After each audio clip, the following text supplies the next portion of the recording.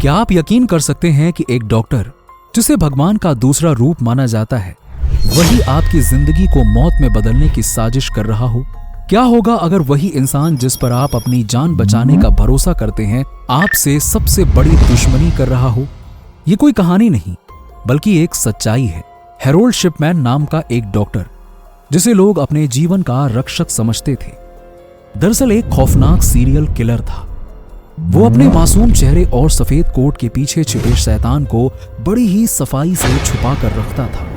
उसने बुजुर्ग मरीजों को जानबूझकर दवाइयों का ओवरडोज देकर उनकी हत्या कर दी और हर बार इसे एक नेचुरल डेथ का नाम दे दिया। क्या वजह थी इस खूनी खेल के पीछे की? कैसे उसने इतना बड़ा अपराध इतने लंबे समय तक छुपा कर रखा और क्या कोई उसे रोक पाया?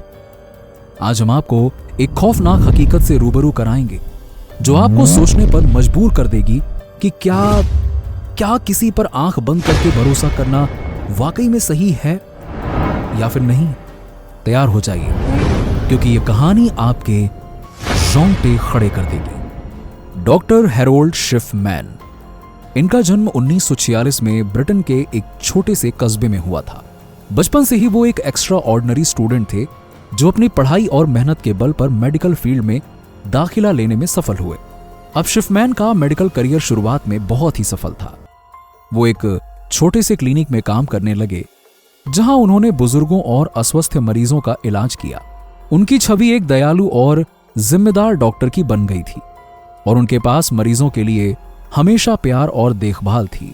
वो अपने पेशेंट का बड़े ही शिद्दत के साथ ख्याल रखते और उनका दुख दर्द बड़े ही इत्मीनान से सुनते, और लोग भी उनसे अपनी सारी प्रॉब्लम्स बड़ी ही आसानी से शेयर करके अपने आप को रिलैक्स फील करते थे। लेकिन उनके इस प्रोफेशनल इमेज के पीछे एक बहुत बड़ा राज छिपा हुआ था। जी हां, वो अपने मरीजों का इलाज करते करते एक खतरनाक अपराधी बन गए थे। शिपमैन ने अपने डॉक्टर के पद का उपयोग अपनी किलिंग्स को छिपाने के लिए किया। जी हां, आपने बिल्कुल सही सुना। वो मरीजों को ओवरडोज दवाइयां देते और उनकी मौत को दुनिया के सामने एक नेचुरल डेथ के रूप में पेश करते थे। उनका पेशेवर जीवन एक छलावा था और उनका असली चेहरा तब सामने आया जब पुलिस ने उनकी हरकतों को पकड़ लिया। दरअसल हैरोल्ड शिपमैन की सीरियल किलिंग्स की शुरुआत होती है साल 1970 के दशक में, जब उन्होंने हाइड में छोटे कस्बे और गांवों में बुजुर्गों का इलाज करना शुरू किया। शिपमैन ने उन मरीजों को अपना शिकार बनाया जिनकी मौत के बाद किसी को शक न हो सके और वो आसानी से बच सकें कि हाँ, ये तो एक नेचुरल डेथ हो सकती है।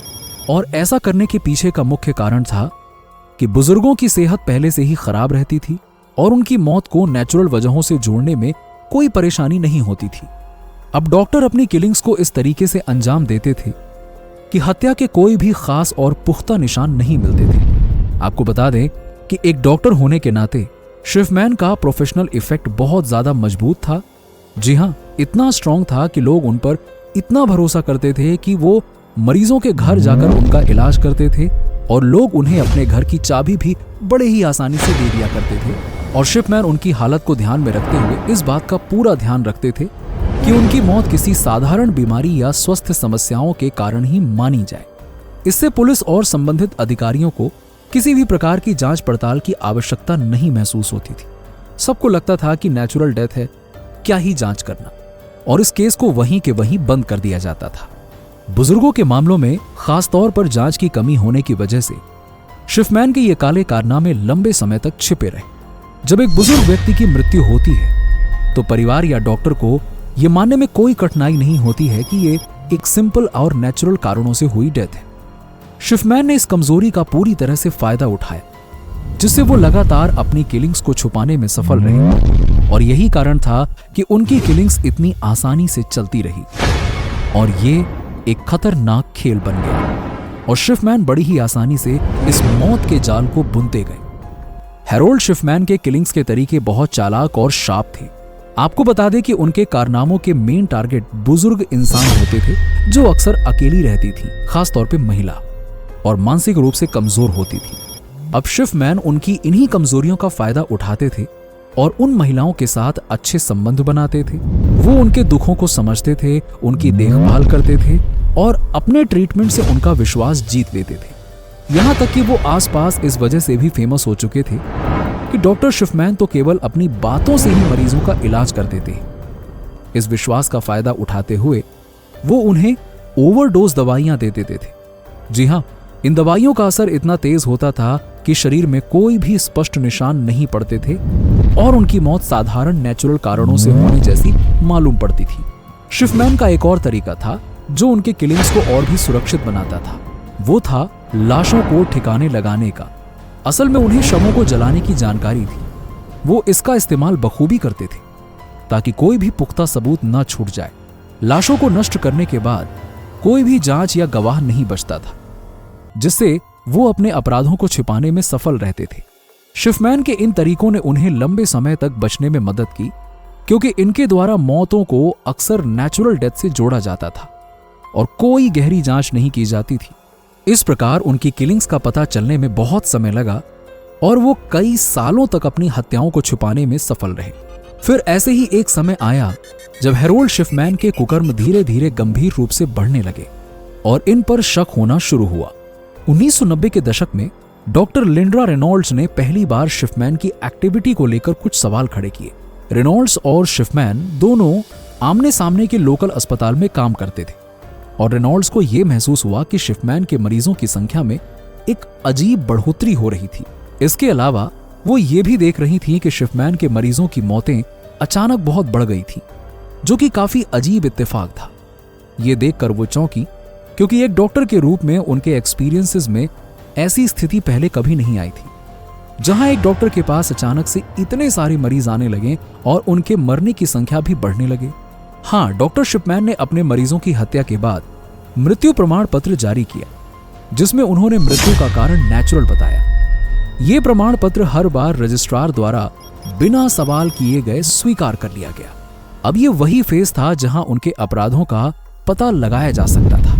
डॉक्टर को मरीज की मृत्यु के कारण को सही तरीके से प्रमाणित करना चाहिए, लेकिन जब जानकारी शव परीक्षण से लिए गए डेटा से मेल नहीं खाती, तो डॉक्टर साफ साफ बच जाते और उनका कॉन्फिडेंस और बढ़ता जाता।